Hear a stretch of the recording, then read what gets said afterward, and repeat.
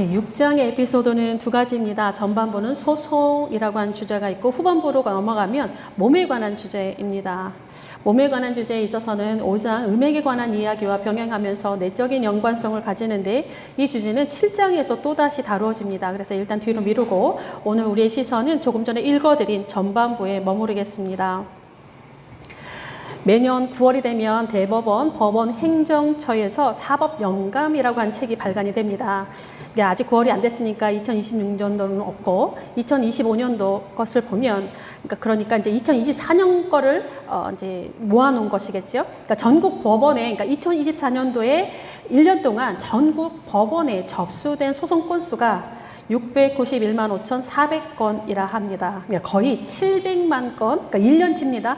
700만 건이 육박을 하는데, 그러니까 주 5일을 기준으로 하면 매일 2만 7천 건이 접수가 되고 있는 상황이고, 우리나라 인구를 그냥 5천으로 그냥 퉁치고 계산하다 보면 7명 중에 한 사람은 1년에, 그러니까 매년 법적인 분쟁과 같은 그런 소송에 이렇게 엮여져 있다라고 보면 되겠습니다. 굉장한 수치입니다. 그러니까 우리는 지금 7명이 넘으니까 우리 중에 한 명도 수치에 따르면 그렇습니다. 도시가 발달하고 모이는 사람이 많아지는 만큼 이와 같은 수치는 늘면 늘었지 줄지는 않을 것 같습니다. 그러니까 고소와 고발이 일상이 되어버린 우리의 현대인들의 일상, 그리 유쾌하지만은 않은 것 같습니다. 오늘 바울 역시도 마음이 상해 있습니다. 책망스러운 어투로 이제 소송 이야기를 꺼내고 있습니다. 인류 최초의 소송이 무엇일까? 궁금해졌습니다. 그래서 검색을 해서 찾아보니 역시 기록으로 남아있는 가장 오래된 이 분쟁 사례는 고대의 근동 지역에서 나타납니다. 그러니까 토지 채무와 관련된 그런 소송들이 수메르의 토판에서 발견되어졌다 합니다. 그러니까 소송은 적어도 그러니까 법적인 소송, 공적인 소송은 적어도 5,000년이 넘는 역사를 가지고 있습니다. 지금이나 수천 년 전이나 그러니까 주요 쟁점은 모두 동일합니다. 재산권입니다. 그러니까 우리가 무엇을 소유한다라고 한 것은 그러니까 부정적이든 긍정적이든 많든 적든지 간에 어떤 식으로든 이렇게 타인과 긴밀하게 연결되어 있는 것 같습니다. 오늘도 교회 안에 다툼이 있었습니다. 이 다툼이 성도들 간에 일어난 것인지 아니면 성도와 교회 밖의 사람 간에 일어난 것인지는 사실 명확하지는 않습니다. 공동 번역에서는 성도 간의 소송으로 나오는데 논란의 여지도 있습니다. 다툼의 원인도 나오지 않습니다. 어쨌든 이 다툼이라고 하는 것은 고발로 이어졌고 고발은 곧 사회 법정에서의 싸움을 말하고 있습니다. 이에 대한 바울의 반응이 매우 심각했습니다. 그러니까 앞전상에서는 권면할 때 내가 너희를 부끄럽게 하려고 하는 것이 아니다. 아버지의 마음으로 나아간다. 이렇게 얘기했는데 오늘 우리의 본문에서는 내가 너희를 부끄럽게 하려고 이 말을 한다. 이렇게 책망을 하고 있습니다. 그러니까 지금 법정 소송 가운데 있는 성도들이 부끄럽다고 하는 뜻이고 스스로 부끄러워해야 한다. 이제 이렇게 말하고 있습니다. 게다가 바울은 거침이 없습니다. 어찌 성도가 세상에서 판단을 받느냐? 어찌 성도가 재판관을 외부 사람으로 두느냐? 어찌 성도의 문제를 해결할 만한 지혜로운 자가 교회 안에 하나도 없느냐? 어찌 성도가 믿지 않는 사람들 앞에서 서로 소송하며 싸우느냐?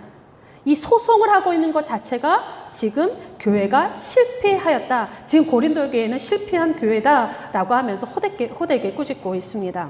그러면서 차라리 불의를 당해라. 차라리 속아주라. 이제 이렇게 거의 결론을 맺고 있습니다. 문자적인 내용으로만 보면 믿는 자들은 절대 세상 법정에 서면 안 됩니다. 그죠? 오늘 본문을 그냥 읽으면. 그러니까 특히 성도들 간의 소송은 절대 불가합니다. 불의를 당해도 사기를 당해도 억울함이 있어도 결코 세상 법정으로 가서 고소하면 안 된다. 지금 그렇게 읽힙니다. 어떻습니까? 여러분들의 이 바울의 음성은 여러분들에게 어떻게 읽혀지는지 모르겠습니다. 그러면서 어리석은 질문 하나 던집니다. 사도행전에 따르면 사도 바울은 자신의 억울함을 로마 법정에 호소했습니다. 그러니까 고소한 거예요. 그로 인하여 그의 마지막 여행은 로마로 호송되는 그런 이야기들로 엮어져 가고 있습니다. 그러니까 그 당시 세상 최고의 법정에 자기의 억울함을 가지고 소송을 제기한 바울의 이야기입니다. 로마의 전도 여행이 그렇습니다.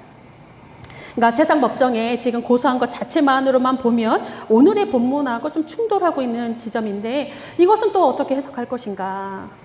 이것은 되고 저것은 안 되고. 여러분들은 어떻습니까? 한번 생각해 볼 만한 일인 것 같습니다. 이 고린도에는 가보진 않았습니다. 많은 유명한 유적지들이 많습니다. 그 중에 하나가 우리가 잘 알고 있는 이 아고라 광장이 있습니다.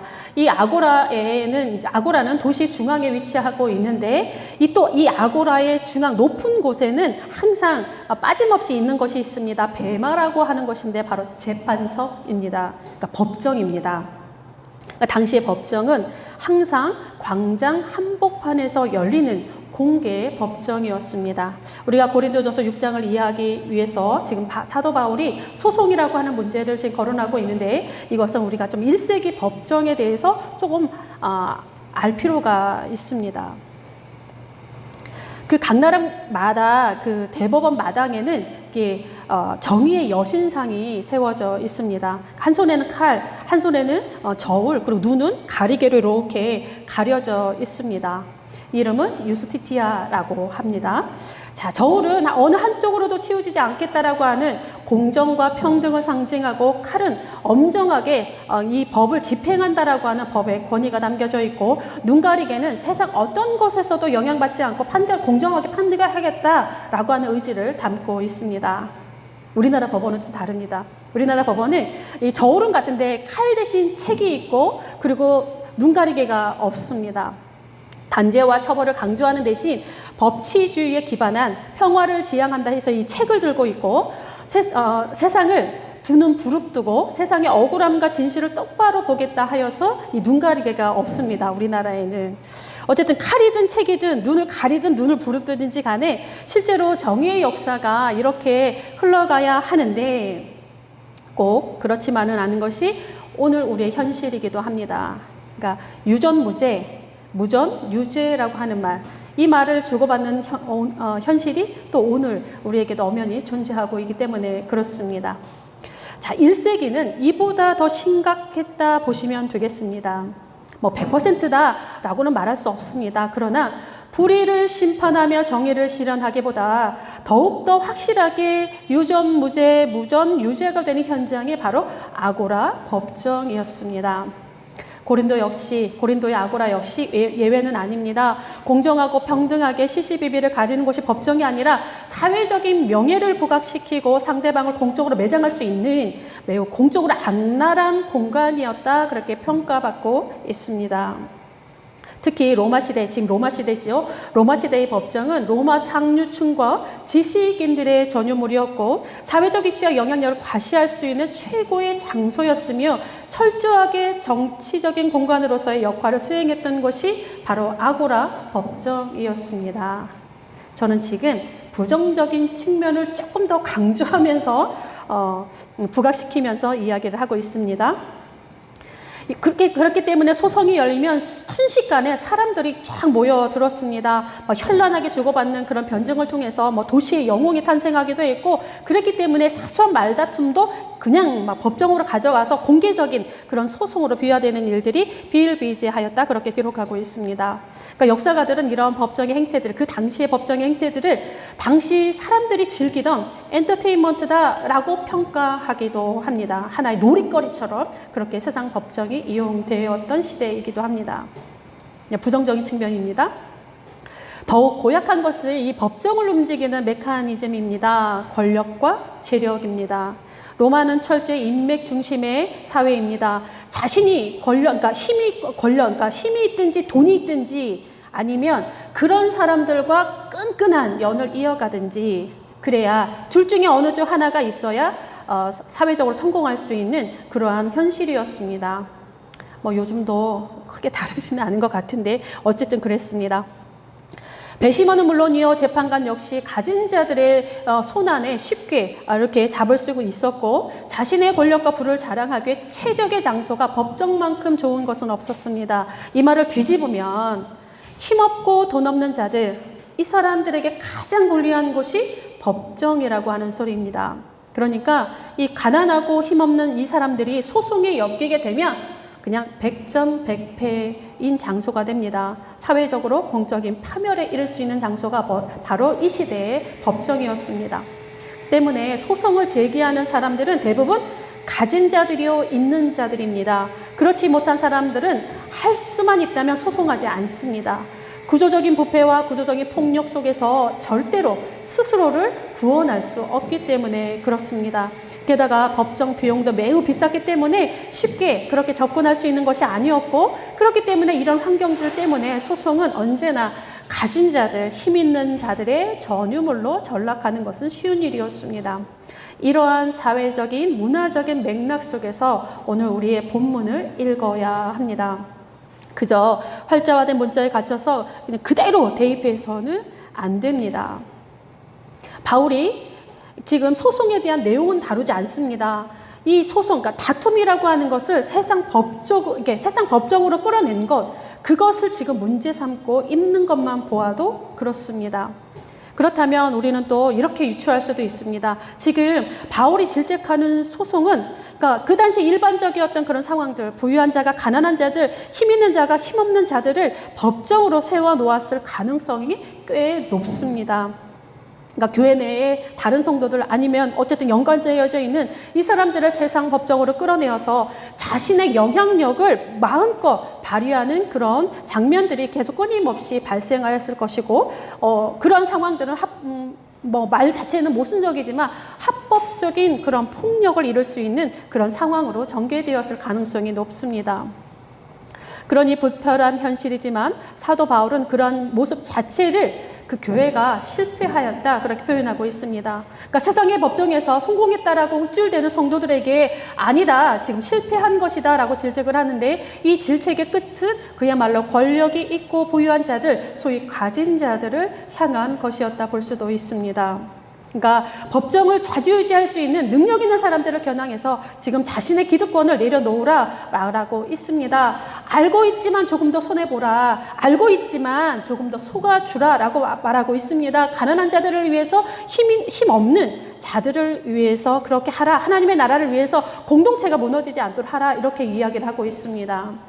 근데 주의할 것이 하나 있습니다. 이러한 바울의 권면이 가난한 이들의 힘없는 자들이라고 해서 그들의 불의를 인정하거나 두둔하는 것은 결코 아니라는 점입니다. 구별해야 합니다. 지금 그들의 자리에서 읽히는 것이 아니라 반대 측면에서 있는 사람들에게 권면하는 것이라고 하는 것을 구분하면서 읽으셔야 됩니다. 어찌되었건 부와 권력이라고 하는 것, 지금 내가 가지고 있는 것만큼 누군가에서 빼앗은 것이다 말할 수 있습니다. 왜냐, 부와 권력이 가진 기본 속성이 그렇습니다. 그러니 지금 내가 가진 이 권리를 행사하는 것, 지금 내가 지금 이 기득권을 막 이렇게 부릴 수 있는 것이 정말 공동체의 평화를 위한 것인가 라고 하는 것을 물으라 라고 말하고 있는 것입니다. 그러니까 기득권, 내가 갖고 있는 당연한 권리, 그리고 이 소송, 내가 당연히 할 수 있는 것이지만 이것이 공동체를 바라보면서 십자가 아래서 성찰해라 라고 하는 것입니다. 우리가 이런 것으로 읽어야 지금 바울이 말하는 지금 6장에서의 소송을 이해하는데 조금 더 가까이 갈 수 있습니다. 바울은 세속법정에서 일어나는 이 불의를 하나님의 나라라고 하는 개념으로 이렇게 확장시킵니다.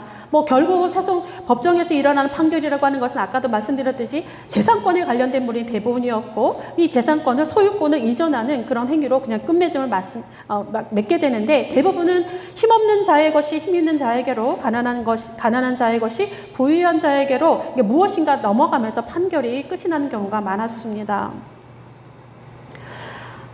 그렇다고 해서 바울이 사회법 자체를 무시하거나 소송이라고 하는 것을 부정하거나 그런 것은 아닙니다. 아까 사도행전의 예를 들었듯이 그것을 또 이용하고 있는 것이 사도 바울의 모습이기도 합니다. 또한 힘 있는 자라고 해서, 가진 자라고 해서 무턱대고 벽에 몰아 막 세우면서 그렇게 질책하는 것도 아닙니다. 그렇게 보아서는 안 됩니다. 그보다는 그 일들을 통해서 낳게 되는 열매들을 보라, 거기를 더 확장시키고 있습니다. 그 일들이 펼쳐지는 과정, 그 과정에서 교만과 자랑으로 세워진 그 바벨탑을 일침하면서 이들이 가진 기득권의 행사가 미치는 영향력, 그것에 대해서 눈을 크게 뜨고 보라라고 하고 있는 것입니다. 바울은 그런 불의를 통해서 내가 무엇인가 더 쌓으려 하지 말고 도리어 하나님 나라 유업, 그 나라를 상속하는 것을 사모하라라고 권면하고 있습니다. 이들의 시선을 하나님의 나라라고 하는 것으로 이렇게 고양시키고 있는데, 그리스도의 마음을 가진 자, 이게 1장부터 계속 나오고 있습니다. 그리스도의 마음을 가진 자, 하나님의 지혜를 가진 자들, 십자가의 도를 따르는 이들에게 종말론적인 삶의 실천, 그러니까 하나님의 나라를 통해서 이 모든 것을 통찰하고 구별하면서 또 선택할 것을 촉구하고 있는 것입니다. 그러니까 우리 삶이, 그리스도인의 삶의 여정이라고 하는 것이 이 땅의 재물을 가득 쌓는 것에 목적이 있는 것이 아니라, 그 재물을 대대손손 가문의 영광처럼 물려주는 것에 삶의 의미가 있는 것이 아니라, 무소불위의 권력을 휘두르는 것이 삶의 성공이 아니라, 우리의 걸음이 하나님 나라에 닿는 것이 더 중요하다라고 말하고 있습니다. 그렇게 하나님의 나라를 향해 가는 사람들, 이들이 세상을 판단할 수 있고 천사들까지 판단하는 것이다 말하면서, 바울이 또 이렇게 권면하고 있는 것은 당시에 널리 퍼져 있던 임박한 종말론의 영향력이 있을 수도 있습니다. 아무튼 그러할지라도 사도 바울의 모든 여정이 하나님 나라를 향해서 가고 있기 때문에 그렇습니다. 거기에서 이 소송의 문제, 땅의 일들, 일어나는 이 분쟁의 일들을 해결해야 한다, 이렇게 우리를 이끌어가고 있습니다. 그러니까 개인적인 이야기지만, 목사로서의 저희 삶의 여정은 교구 목사 이전과 이후로 나뉩니다. 교구 사역의 하나인 장례 때문에 그렇습니다. 그러니까 살아있음보다 죽어가는 모습을, 건강함보다 병든 모습을 압도적으로 많이 직면하게 되는 것이 그 자리인데, 잠깐 아팠다가 낫는, 이렇게 치료하면 낫는 그런 병들미 아닙니다.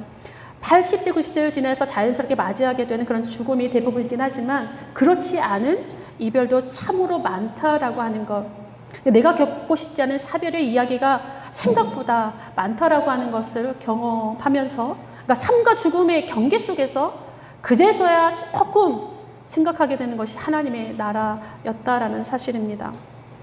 가느다란 호흡 한 가닥만을 남겨준 채 매일매일 죽어가는 그런 늙어버리는 그 육체 앞에서, 세상이 치료해 줄 수 없는 그런 질병 앞에서 젊디 젊은 그런 사람들이 맞이하게 되는 절망감, 죽어가는 어린 자녀를 가슴에서 떼어놓지 못하는 슬픈 통곡들, 자살한 자녀의 사진을 부둥켜 안고 마치 짐승의 울음소리처럼 그렇게 신음하는 사람들, 갑작스런 가정의 그런 사고사, 어린 자녀를 두고 스스로 죽음을 맞이해야 하는 젊은 엄마들도 많았고, 이러한 삶의 죽음의 경계 속에서 인간의 유한함이라고 하는 거대한 벽 앞에서 그제서야 질문하게 되는 것이 하나님의 나라였다라는 것입니다.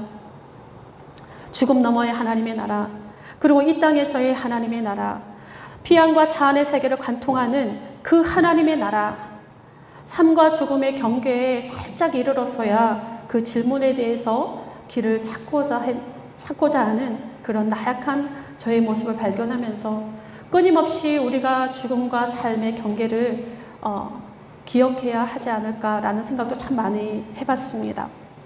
어쨌든 우리의 삶이 더 자유롭기 위해서, 우리의 삶이 유의미한 것이 되기 위해서, 우리의 삶이 좀 더 가까이 또 가치 있는 그런 삶을 향하기 위해서 우리의 시선을 하나님의 나라를 향해야 하고, 하나님의 나라의 시선으로 땅의 것을 바라볼 때 조금 더 명확해지는 것들이 굉장히 많았다라는 사실입니다. 분쟁과 소송 역시 그렇습니다. 그렇지 않으면 싸움의 본질은 잃어버립니다. 내가 왜 싸워야 되는지도 망각하게 됩니다. 싸움을 위한 싸움이 되어지고 그저 이기기 위한 싸움으로 전락하면서 싸우는 자의 모두가, 그리고 그 모든 것들이 황폐해져 가는 그런 모습으로 전락하게 되어 있습니다. 쉬운 일은 아니지만 그리스도인의 자유라고 하는 것, 이 그리스도인의 자유는 나를 위한 것이 아니라, 나의 유익을 위한 것이 아니라 다른 일을 위해서 존재할 때 더 아름답고 강력한 것으로 존재합니다. 이 땅에서 힘과 재력을 마음껏 소유하며 자랑하며 무엇이든 이겨내면서 장취하는 것이 아니라 공동체를 섬기는 것으로 나아갈 때 더 힘없는 자들, 더 연약한 자들을 섬기는 것으로, 그들을 가슴으로 품어 안는 것으로 나아갈 때에 그때 하나님의 은혜는 더 빛이 나게 되어 있습니다. 하나님의 나라와 그 일을 열어가기 위해서 차라리 하지 않는 것, 예수 그리스도께서 짊어지신 십자가의 가장 강력한 문법이기도 합니다. 기도하겠습니다. 가장 많은 불의를 당하신 주님, 가장 많은 손해를 보신 주님, 가장 강하신 분이나 가장 약한 자가 되셨고, 가장 높으신 분이나 가장 낮은 자가 되셨고, 가장 고귀한 분이나 가장 천한 자가 되셨습니다.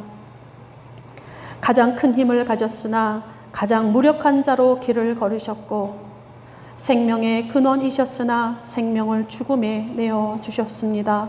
주께서는 모든 것을 하셨으나 주께서는 모든 것을 하지 않으셨습니다. 우리 때문입니다. 하나님 나라 때문에 그리하신 줄 압니다. 주님, 우리도 그리할 수 있겠는지요? 과연 우리도 그 길에 한 걸음이라도 가까이 갈 수 있겠는지요? 주님, 우리를 불쌍히 여겨 주옵소서. 나라와 민족을 위해 목숨을 바친 이들로 인하여 오늘 우리의 시간이 존재함을 기억하며 가슴에 새깁니다. 주님, 바라옵기는 이들의 자손들이 주 앞에서 잘 되게 하옵소서. 예수 그리스도의 이름으로 기도드립니다. 아멘.